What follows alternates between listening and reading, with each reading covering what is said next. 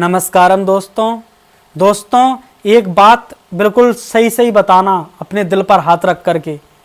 ऐसे कितने लोग हैं जो रोज मंदिर जाते हैं और जिस दिन उन्हें मंदिर ना जाना हो, घर में कुछ हो जाता है ना, सूतक वगैरह, किसी बच्चे का जन्म होता है या किसी की मृत्यु हो जाती है तो सूतक सोबर हो जाते हैं, जिससे मंदिर में वो नहीं जा सकते।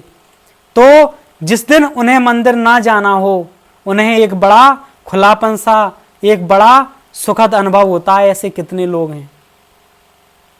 और दोस्तों ऐसे भी बहुत सारे लोग हैं जिन्हें संडे के दिन ड्यूटी नहीं जाना पड़ता तो बड़ी खुशी होती है। और ऐसे भी बहुत सारे लोग हैं जिन्हें स्कूल जिस दिन ना जाना हो, किसी कारण छुट्टी हो गई हो तो बड़ी खुशी होती है। और दोस्तों ऐसे भी बहुत सारे लोग हैं जिनके माँ बाप कहीं बाहर घूमने जाते हैं तो वो बड़ा खुश महसूस करते हैं कि आज़ादी मिली। और ऐसे भी बहुत लोग हैं जिनकी पत्नी मायके चली जाती है तो वो बड़ा खुश महसूस करते हैं, सुखद महसूस करते हैं कि आज़ादी मिली।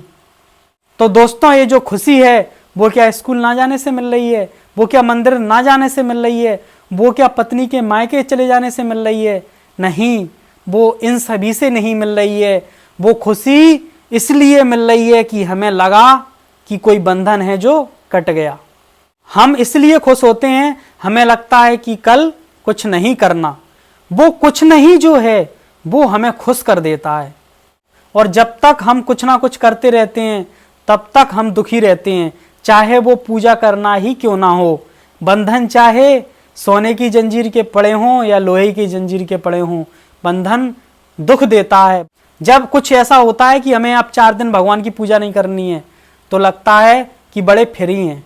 मंदिर में हर व्यक्ति जाता है, आपने देखा होगा, जल्दी जल्दी जाएगा, जल्दी जल्दी दर्शन करेगा, जल्दी जल्दी उसने प्रसाद चढ़ाया, परिक्रमा लगाई और तेजी में बाहर लौट करके आता है।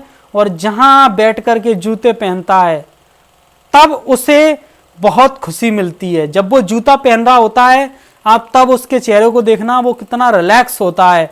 और जब वो मंदिर में अंदर होता है, परिक्रमा लगाता है, भागता है, तब देखना वो कितना तनाव में रहता है। तो दोस्तों कोई मंदिर हमें सुख नहीं दे रहा है, कोई भगवान हमें सुख नहीं दे रहा है, कोई पूजा हमें सुख नहीं दे रही है।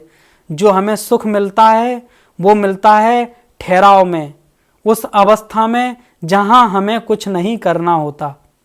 ऐसे ही व्यक्ति जब कोई एक जगह से दूसरी जगह घूमने जाता है, कोई मैदानी क्षेत्र का व्यक्ति पहाड़ी क्षेत्र में घूमने जाता है तो उसे बड़ा अच्छा लगता है। उसे लगता है कि इन पहाड़ों में कुछ अच्छा लग रहा है, लेकिन पहाड़ों में अच्छा नहीं लगता है। लेकिन यदि उसे परमानेंट वहीं पहाड़ों में रहने को कह दिया जाए तो उसे थोड़े ही दिनों में अच्छा नहीं लगेगा, क्योंकि जो अच्छा लग रहा था वो एक जगह से दूसरी जगह गया तो वहां उसे कुछ नहीं करना पड़ा, उस कुछ नहीं करने में उसे अच्छा लगा। लेकिन अब फिर उसे पहाड़ों में रह करके कुछ करना पड़ रहा है तो फिर वो दुखी रहने लगा। यदि फिर उसे पहाड़ों से मैदानी क्षेत्र में आना पड़े तो फिर उसे अच्छा लगेगा, क्योंकि फिर बीच में एक वो समय आया जब उसे कुछ नहीं करना है। फिर यहाँ परमानेंट रहने लगा तो फिर बुरा लगने लगेगा। तो हमें वहां अच्छा लगता है जहां हम कुछ नहीं करते हैं, क्योंकि जहां हम कुछ नहीं करते हैं वहां हम कुछ नहीं होते हैं और हमारा कुछ होना ही हमें दुख देता है।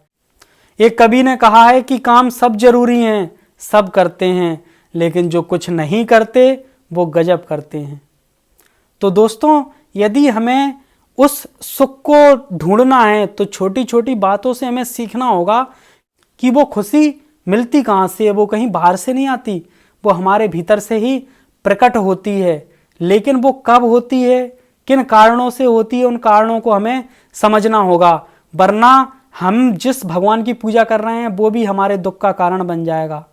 हमारा दुकान जाना तो दुख का कारण बन ही रहा है, हमारा ड्यूटी करना तो दुख का कारण बन ही रहा है, लेकिन पूजा करना, माला जप करना, उपासना करना, व्रत करना, ये भी हमारे दुखों का कारण बन जाता है। हमें समझ ही नहीं आता है। तो दोस्तों हमें उन क्षणों को, उस समय को अधिक से अधिक अपने जीवन में बढ़ाना है जब हम कुछ नहीं होते। जब हम पूजा कर रहे होते हैं, जब हम ध्यान कर रहे होते हैं, तब भी हमें उतना आनंद नहीं मिलता है। लेकिन वो सब करने के बाद में जब एकदम बैठते हैं तो लगता है एकदम कुछ नहीं है, तो कितना रिलैक्स मिलता है, फिर आनंद मिलता है, क्योंकि तब हम कुछ नहीं होते। कुछ करने में कहीं भी कोई सुख नहीं है, जो सुख है वो कुछ नहीं होने में है, कुछ नहीं करने में है। धन्यवाद।